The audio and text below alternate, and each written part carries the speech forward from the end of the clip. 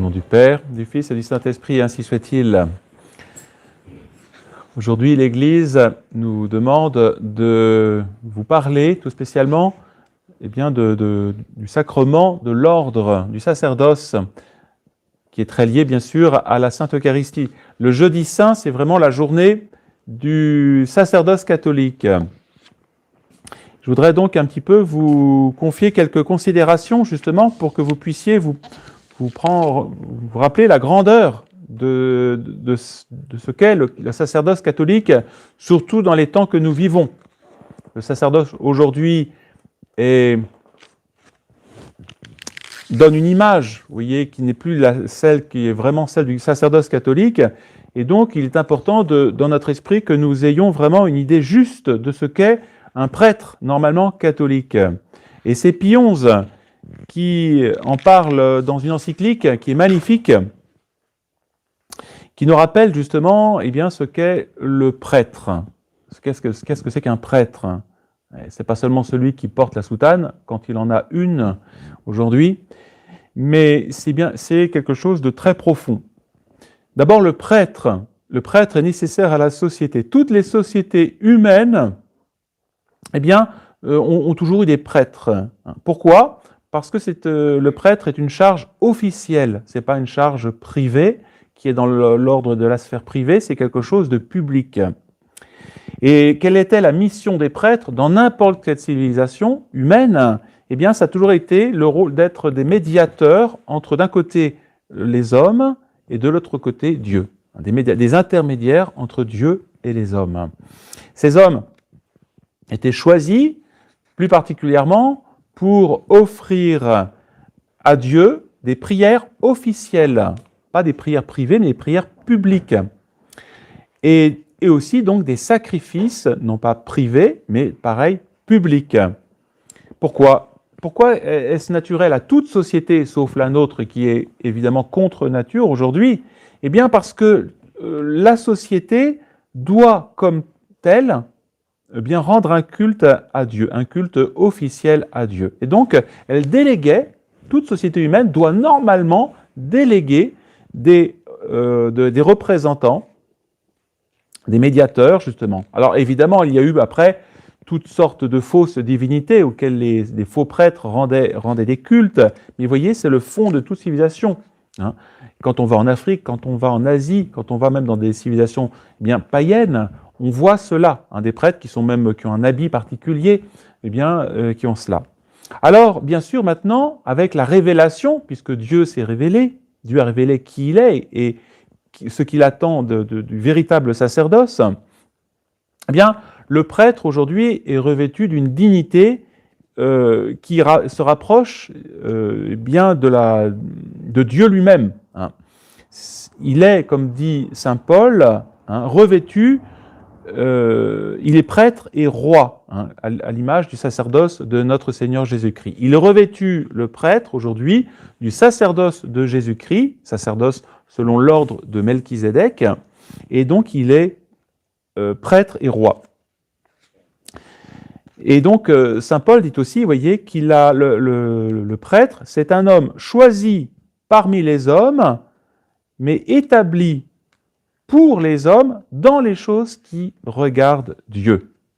Sa fonction n'a pas pour objet donc les choses de l'homme, des hommes, transitoires, les choses économiques, même si elles sont des choses très belles, ou de l'artistique, mais le prêtre doit uniquement s'occuper des choses divines et éternelles.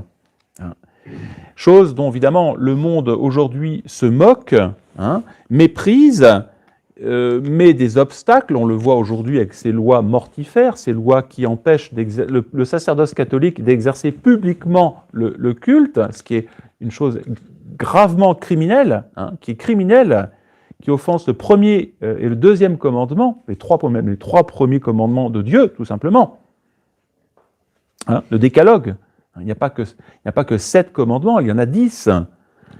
Et les 3 premiers commandements regardent bien l'hommage que tout homme, toute société doit rendre à Dieu. Et Dieu donc a établi lui-même un sacerdoce. D'abord dans l'Ancien Testament, on l'appelait ce sacerdoce mosaïque, du temps de Moïse avec son frère Aaron. Hein. Et donc, Dieu a voulu donner à ce sacerdoce une grande dignité, un culte public avec des rites particuliers, avec des vêtements. Les prêtres avaient des vêtements, les lévites avaient des vêtements particuliers. Il y avait des autels, je ne vais pas rentrer dans le détail, mais Dieu est rentré dans le détail justement de ce que devaient faire ces prêtres dans l'Ancien Testament. Et les prêtres ne vivaient que des biens qui leur étaient confiés par les fidèles pour rendre un culte à Dieu. Mais voilà, notre Seigneur a établi maintenant un sacerdoce qui est bien plus élevé que ce sacerdoce de l'Ancien Testament. L'Ancien Testament n'offrait que des figures, c'était des pâles figures de ce que devrait être le sacerdoce du Nouveau Testament. Et c'est en ce jeudi saint donc que notre Seigneur Jésus-Christ va confier à des hommes la charge extraordinaire d'être les prêtres du Nouveau Testament. Et ces prêtres qui devraient se perpétuer jusqu'à la fin du monde. Et donc il va dire ceci, c'est ce que dit saint Paul aux Corinthiens, « Notre Dieu est Seigneur, bien que devant s'offrir lui-même par sa mort sur l'autel de la croix, pour y opérer une rédemption éternelle, cependant, parce que son sacerdoce ne devait pas s'éteindre par sa mort, la dernière scène, la nuit où il fut livré, voulant laisser à son épouse bien-aimée, l'Église, un sacrifice, va donc établir un nouveau sacerdoce, un sacerdoce selon l'ordre de Melchizedek. Pourquoi l'ordre de Melchizedek ? Parce que Melchizedek était un homme bien mystérieux qui est apparu à Abraham et qui était un prêtre et qui avait pour particularité de n'offrir que du pain et du vin. Voilà. Et c'est la raison pour laquelle notre Seigneur, reprenant ce rite, tout simplement, Melchizedek préfigurait Jésus-Christ, qui allait offrir ce nouveau sacrifice sous cette forme-là. C'est pour ça que l'on dit que notre Seigneur a établi un sacerdoce selon l'ordre de Melchizedek. Et donc, le jour du jeudi saint, notre Seigneur va confier à ses apôtres et à tous ceux qui leur suivraient, la charge du sacerdoce. Cette grâce particulière qui sera donc d'offrir jusqu'à la fin du monde, sur toutes les parties de la terre, de l'Orient jusqu'à l'Occident, à chaque heure de la journée, son sacrifice. Non pas un symbole, comme le disent les protestants, comme le pensent les protestants et les modernistes, mais le véritable sacrifice qui aura pour vocation de réconcilier les pécheurs avec le bon Dieu. Ce sacerdoce, donc, il a vraiment une efficacité particulière pour le salut des hommes. Et il n'y a pas d'autre sacerdoce valable aujourd'hui. Le sacerdoce de l'Ancien Testament, judaïque, n'a plus de raison d'être aujourd'hui. Il est mort. Et même, comme dit saint Thomas d'Aquin, il est mortifère. Il porte la mort. Mais tous ces prêtres qui offrent sur la terre le saint sacrifice de la messe, ce n'est pas plusieurs messes, ce n'est qu'une seule. C'est ce que dit le Concile de Trente. Il y a en effet une seule et même hostie, une même personne qui s'offre maintenant par le ministère des prêtres et qui s'est offerte autrefois sur la croix. Seule la manière d'offrir est différente. Vous assistez à la messe, mais c'est toujours le même sacrifice de notre Seigneur. Voilà donc la lumière, voyez, que nous devons voir à travers bien sûr, il ne faut pas regarder les misères humaines du sacerdoce, il faut voir, bien sûr, cette lumière divine qui resplendit derrière le sacerdoce catholique. Et on peut alors comprendre cette bonté de Dieu, d'avoir confié entre des mains pauvres aux mains de prêtres ou d'hommes, cette si haute dignité. Le prêtre aussi, vous le savez, donc il a ce pouvoir. Les prêtres catholiques ont ce pouvoir sur le corps de notre Seigneur, donc d'offrir le sacrifice de notre Seigneur sur les autels, mais il a aussi un pouvoir sur le corps mystique de notre Seigneur, sur les âmes. C'est ce que saint Paul nous rappelle sans cesse dans ses encycliques, pardon, dans ses épîtres, pardon. Le prêtre est constitué dispensateur des mystères divins. Voilà. Et dispensateur, c'est-à-dire il va s'occuper, le prêtre a pour charge de transmettre les trésors de notre Seigneur, mérités sur la croix, à toutes les âmes. Donc par le baptême, par bien sûr la Sainte Communion, la confirmation, tout ce qui va nous aider les fidèles à croître dans la grâce de Jésus-Christ, eh bien, va passer par les mains du sacerdoce catholique. Pour bien sûr vous régénérer, vous voyez, c'est le grand mystère aussi du sacrement de pénitence. Hein. Quand un fidèle est tombé dans le péché, eh bien, le prêtre peut le relever au nom de Dieu et le fortifier de nouveau dans le combat spirituel qu'il aura à mener. Dans le mariage aussi, hein, on ne conçoit pas le mariage sans la bénédiction sacerdotale, hein, sans le saint sacrifice de la messe, et bien sûr, le dernier passage dans l'éternité, c'est l'extrême onction. Hein. Le chrétien a été guidé sur cette terre par le prêtre, et le prêtre va l'accompagner jusqu'aux portes de l'éternité, accompagner pour que ce chrétien puisse rentrer dans son royaume. Et il va même, le prêtre, après, s'occuper aussi du corps, puisque le corps du chrétien était le temple du Saint-Esprit. Eh bien, le prêtre va inhumer ce corps qui a été ce temple, eh bien, dans son tombeau, d'où il ressuscitera un jour. Et donc, on peut dire, vous voyez, que du berceau jusqu'à la tombe, jusqu'au cimetière, eh bien, le prêtre est toujours présent. Le prêtre, en réalité, c'est notre Seigneur Jésus-Christ. Donc, vous voyez, le prêtre s'occupe bien sûr à un pouvoir sur le corps physique de notre Seigneur, mais il a un pouvoir sur le corps mystique de notre Seigneur. Et ce pouvoir, dit Saint Jean Chrysostome, Dieu ne l'a donné ni aux anges ni aux archanges. Ce pouvoir, donc, par exemple, de remettre bien tous les péchés. Notre Seigneur va confier ce pouvoir en disant « Ceux à qui vous aurez remis les péchés, ils leur seront remis. Ceux à qui vous les retiendrez, ils seront retenus. » C'est un pouvoir, évidemment, qui est absolument formidable et que l'orgueil humain ne pouvait pas admettre.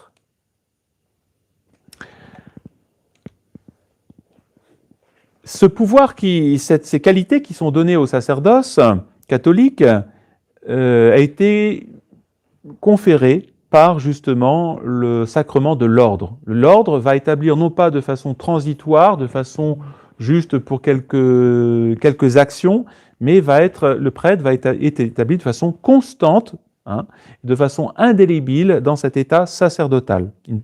C'est pour ça que le prêtre, quand il a fait le pas, eh bien, il ne peut pas revenir en arrière. Il est constitué prêtre pour l'éternité. Tu es sacerdos in aeternum, pour l'éternité.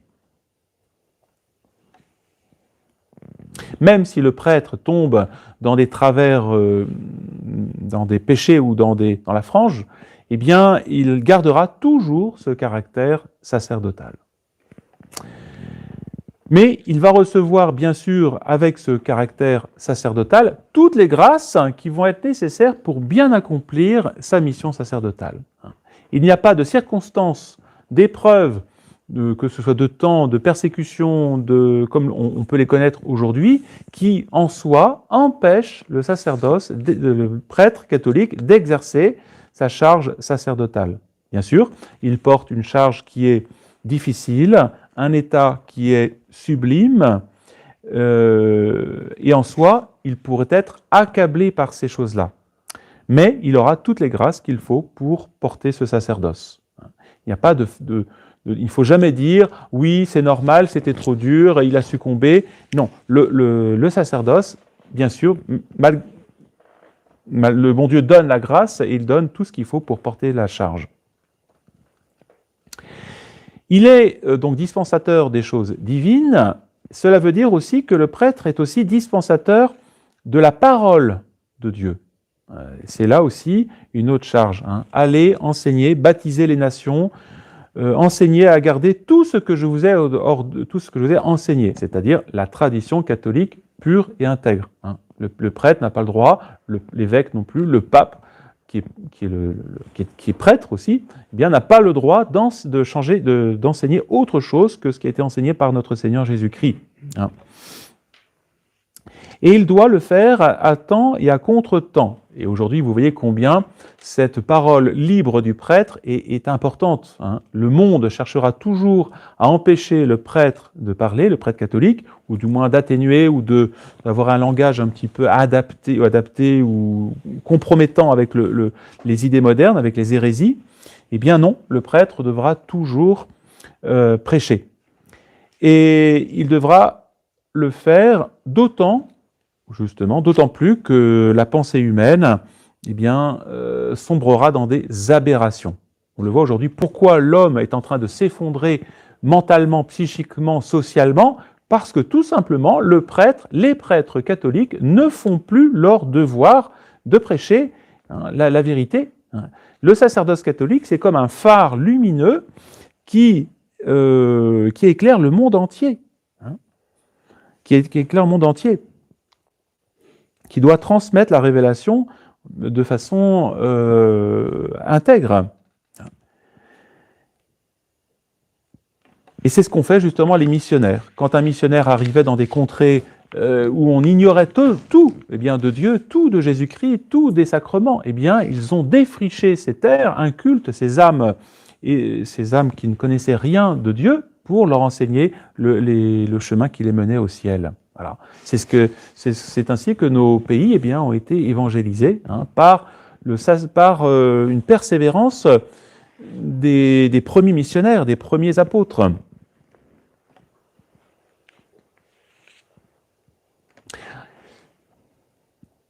Et donc, voilà pourquoi le prêtre doit être un homme de science particulièrement, et surtout aujourd'hui. Voilà pourquoi les papes, et pourquoi aussi Monseigneur Lefebvre nous demandait d'étudier saint Thomas d'Aquin, d'étudier sérieusement pour pouvoir transmettre, d'étudier les encycliques des papes, pour pouvoir transmettre les vérités. Voilà. Sinon, que se passe-t-il ? C'est l'humanité qui sombre. Si la vérité de notre Seigneur se tait, si la bouche du prêtre est muette ou ne donne que des demi-vérités, l'humanité s'enfonce dans les ténèbres. C'est évident. Voilà. Et donc, vous voyez, au fond, que fait le prêtre ? Il ne fait que continuer la mission de notre Seigneur Jésus-Christ. Et nous allons tout à l'heure nous mettre devant notre Seigneur, le prier pour l'accompagner dans son agonie. Et on peut se demander, pendant son agonie, ce qui le fait le plus souffrir notre Seigneur Jésus-Christ. Et bien sûr, il a vu toute l'humanité, tout entière, tous les hommes, tous les péchés. Mais quelle a été sa plus grande souffrance d'après vous ? Bien, sans nul doute, il a dû voir surtout les défaillances de ce sacerdoce qu'il avait mis à cœur, qu'il avait préparé depuis des siècles, puisque le sacerdoce catholique n'est que l'aboutissement de ce sacerdoce de l'Ancien Testament, qu'il a voulu sanctifier, qu'il a aimé, voyez. Et notre Seigneur a dû souffrir dans son cœur, d'abord à travers Judas, de cette trahison de tous ces prêtres. Et que voit-on aujourd'hui, dans cette fin des temps, d'une certaine façon, fin d'un temps ? Ce que l'on voit surtout, c'est cette trahison du sacerdoce. Trahison du sacerdoce qui ne veut plus enseigner la vérité, qui sombre dans le modernisme, qui sombre dans le libéralisme, qui sombre dans la folie du monde actuel. C'est cela que notre Seigneur a dû porter essentiellement dans cette nuit d'agonie. On peut le penser. Bien sûr, pendant sa chute, pendant son chemin de croix, il a dû tomber pour rappeler la chute du sacerdoce. Alors, que ferez-vous ce soir tout spécialement ? Bien sûr, vous adorerez notre Seigneur, vous prierez pour vous-même, pour votre sanctification, pour votre persévérance, mais priez plus spécialement, voyez, pour le sacerdoce catholique. D'abord pour ceux qui sont malheureusement, qui ont pris le mauvais chemin, qui ont suivi le chemin du monde. Et priez pour que ces prêtres, vous voyez, se relèvent, qu'ils redeviennent, eh bien, qu'ils sortent de leurs ténèbres et qu'ils deviennent des lumières, les lumières que ce monde attend. Alors on me dirait, mais ce n'est pas à des fidèles en soi de prier. Mais si, c'est à vous parce que vous serez tels que vous aurez des prêtres.